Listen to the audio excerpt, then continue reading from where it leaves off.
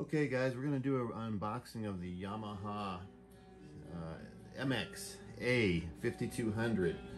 And hold on, let me grab my equipment here to take this thing apart. I had a razor blade, I don't know where I just put it. And here we go. So I had a Yamaha before. It was a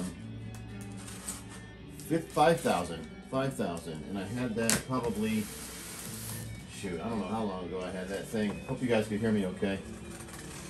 You know, I do kind of stuff, I do stuff kind of generic, you know, kind of vanilla. I keep it, you know, raw, keep it real with you guys. I don't have a bunch of fancy camera equipment and all that kind of stuff, so I keep it pretty generic, pretty plain. So, I got this from Sight and Sound, and got it about 3 weeks ago. Maybe 4 by now. I hope this thing works because I don't know if I'm past my 30 days. I hope not. But man, these guys got it to me so quickly. It's not even funny. I think it was like 3 or 4 days I got this thing. And a tip from a good buddy of mine. Man, great guy, man. He just kind of got me back into my Yamaha equipment. He's got a A8A. And I'll give a shout out to my boy Johnny. I'm not gonna tell you his last name, but that's not important. But for getting me back into this stuff here, you know, I'm gonna turn this thing upside down. It's not child's play, man. This thing is heavy as all get out. So what I'm gonna do is do this first. Try not to slam it down. Wow. And this is why I don't do unboxing videos. This thing is a beast to get out of here. Let's try this.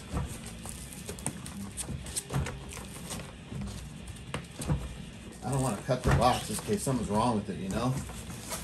But man, I'm going to have to cut the son of a gun to get it out of here, guys. Oh man. Woo-wee. This is no joke. I don't like that corner right here. That top right hand corner, I don't like that smashed mark, so I hope nothing's wrong with it. Man, they packed this in here. Guess what? I was going to cut that corner. That's insane.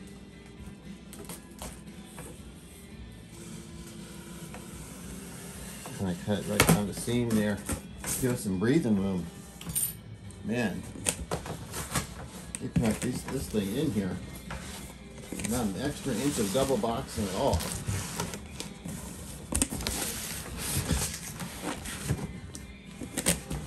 That's a good thing though, right guys? Kind of preserves the box. If you guys are box savers out there. And I'll go that aside.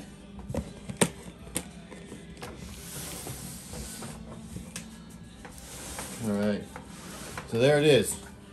Yamaha Aventage Mx-A5200. You know, I had the 5000.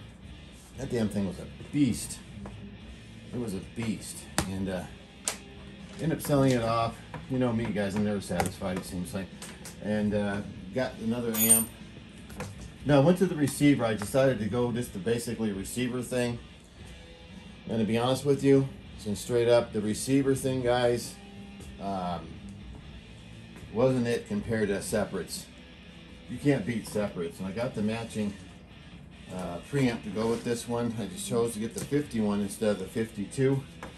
I'm not a big Audioholics guy, but if you've seen his video, he knows his amps and receivers big time.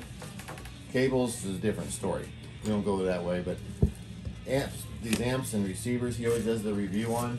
Man, oh man, he knows his stuff. He's got the best equipment to test with. And he was basically testing the CX5200 and telling everybody that it had a little bit of noise in the 3 output stages of the XLRs. And it ended up being that the noise was hardware oriented, and they could not get the noise out even when they contacted Yamaha. So that bothered me about that whole unit, if you go back and check his video. So that's why I went with the 5100 CX-A5100 to match this. We'll have a separate video of that as well. I already unboxed that one, but you know, I never do an unboxing. So here's the power cord. power cord right there, guys. I hope that's in the camera right. Like I said, I do everything kind of vanilla. And man, oh man, why would you hook this up to your $3 amp, $2 amp, whatever you got? That doesn't, wow, look how thin it is. I mean, my goodness. This nice, oh man, I don't get it. But anyway, to each his own, right? Some people just don't mind using the regular cable. And they give you the owner's manual here, it looks like. And let's get this thing open. All right.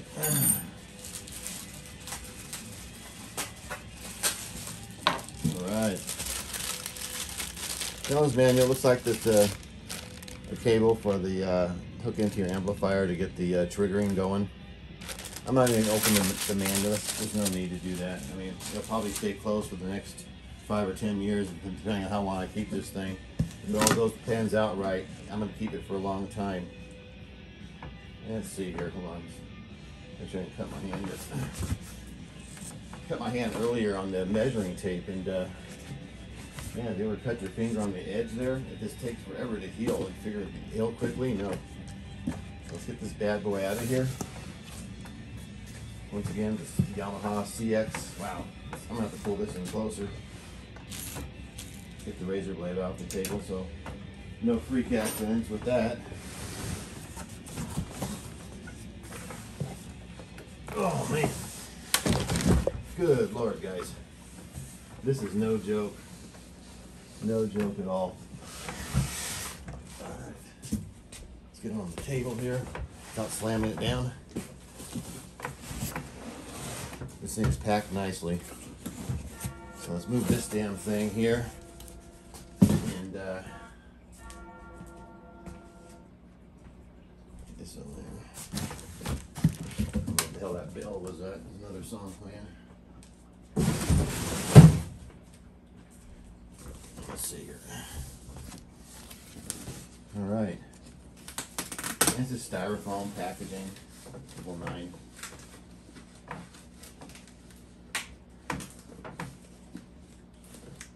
Try to keep everything intact, so if I ever decide I don't want it, then, you know, the next person gets a nice amp also.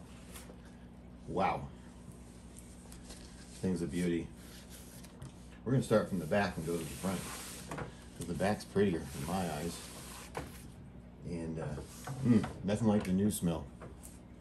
All right. And yeah, can you guys see that? Yes, you sure can. We'll pull it up a little bit closer. And as you can see, the outputs, all XLRs, and you could do the pre-outs right here. I like the way they have these shielded off. That's a nice touch instead of having them just open. Some generic manufacturers don't take advantage of all this. And look at these jacks. These are like jacks you would see, speaker jacks. I mean, these terminals you would actually see on a more expensive amplifier, $5,000 or $6,000. I like the way Yamaha takes quality into everything they do. I was going to go with the, let me pull that back just a little bit so you guys could see it there. I think you guys got a pretty good view. But I was going to go with the, oh, I forgot the main manufacturer everybody seems to buy. Oh, the Emotiva. And I thought that was a scratch, it wasn't. But you know what? I like a Class AB. Class AB in my eyes always sounds better than when they start mixing they start putting a D hybrid type H, Class AB, H, ABD type of thing going on there.